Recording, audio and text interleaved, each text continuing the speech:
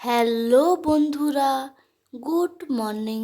Welcome to my channel. আজ হলো শুক্রবার, এখন বাজে সকাল 8টা। তোমাদেরকে সঙ্গে নিয়েই আমি আমার এই ভিডিওটি শুরু করছি। দেখো, আশা করি তোমরা সবাই খুব ভালো আছো। আমিও খুব ভালো আছি ভগবানের কৃপায়।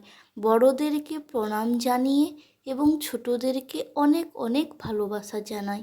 দেখো, সকালবেলা আমি আমার স্নান করে ঠাকুরকে ফুল নিবেদন করে ভগবানের কাছ থেকেই তোমাদেরকে সঙ্গে নিয়েই আজকের ভিডিওটি শুরু করছি।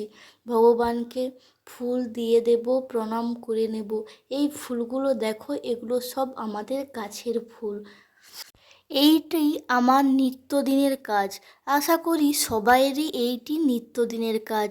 ভগবানকে ফুল নিবেদন করা, 24 ঘন্টার মধ্যে 2 মিনিটও যদি তুমি প্রণাম করো বা ভগবানের সেবায় নিজেকে নিয়োজিত করো, নিজেই ভালো থাকবে, দেখবে নিজের মনটাই ভালো থাকবে।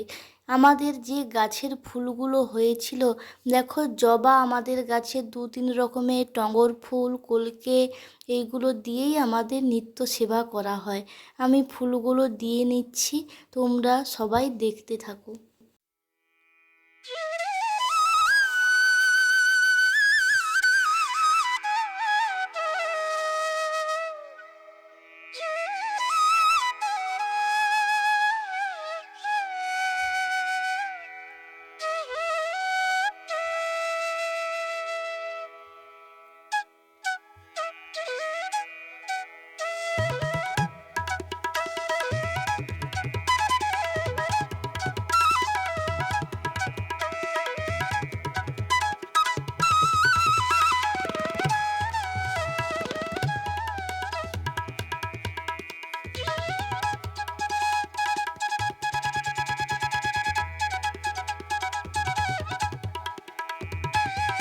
তোমাদের সঙ্গে এই নিত্যদিনের কাজ শেয়ার করিনি, কিন্তু আজকে এই প্রথম দেখো তোমাদের এই নিত্যদিনের কাজটা শেয়ার করলাম। আশা করি সবাইয়েরই খুব ভালো লাগবে। ফুলগুলোকে আমি সাজিয়ে দিয়ে দিলাম ভগবানকে, তারপরে প্রদীপ জ্বালিয়ে দেব, ধূপ জ্বালিয়ে দেব। আর গোপাল আছে, গোপালকে একটু মিষ্টি ভোগ দিয়ে নেব। এইটি আমার সকালের নিত্যদিনেরই কাজ হয়ে থাকে। স্নান করে এই কাজ সেরে তারপর আমি রান্নাঘরে গিয়ে আমার রান্নার কাজ করে থাকি। ছেলেটা স্কুলে গিয়েছে, এই সময় ফ্রি, যতটা কাজ টেনে নেওয়া যায় ততই আমার পক্ষে খুব ভালো হয়। যারা আমার লং ভিডিওগুলো দেখছো বা লাইক করছো, তাদেরকে জানাই অসংখ্য অসংখ্য ধন্যবাদ আমার এই পাশে থাকার জন্য। আর যারা দেখছো সবাইকেই জানাই ধন্যবাদ, কিন্তু যাদের কাছ থেকে আমি ভালোবাসা পাচ্ছি তাদেরকে আমার মন থেকে আরও অনেক অনেক ভালোবাসা জানাই, ধন্যবাদ জানাই। ধূপটা জ্বালিয়ে নিচ্ছি, জ্বালিয়ে ভগবানকে দেখিয়ে নেব। আর প্রদীপটাও দেখিয়ে নেব, আরতি করে নেব, ভগবানকে দেখিয়ে প্রণাম সেরে নেব। দেখো, আমি কিন্তু ছোটোবেলা থেকেই শিবের ভক্ত।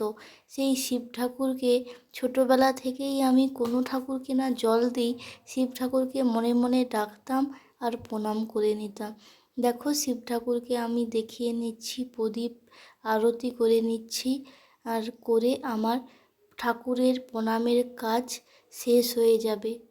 দেখো, ওই ধারের দিকে ময়ূরের পালকগুলোকে দাঁড় করিয়ে রেখে দিয়েছি। দাঁড়াও, তোমাদেরকে ভালো করে দেখাচ্ছি।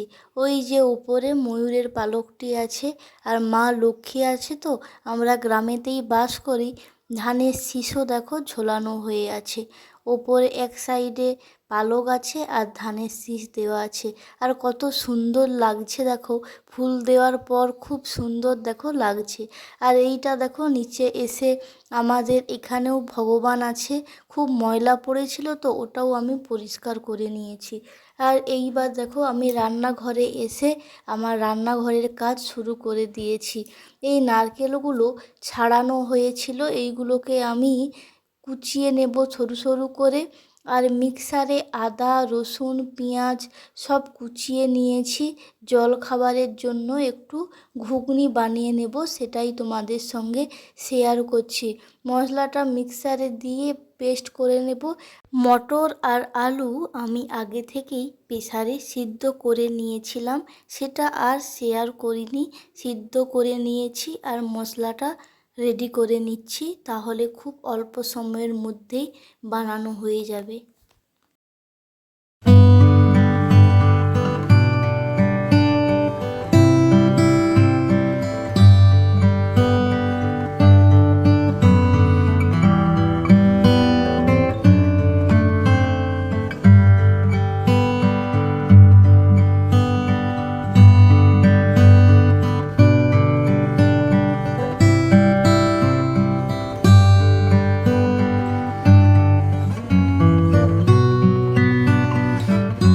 দেখো বন্ধুরা, তেলটা আমি গরম হওয়া পর্যন্ত ওয়েট করেছিলাম।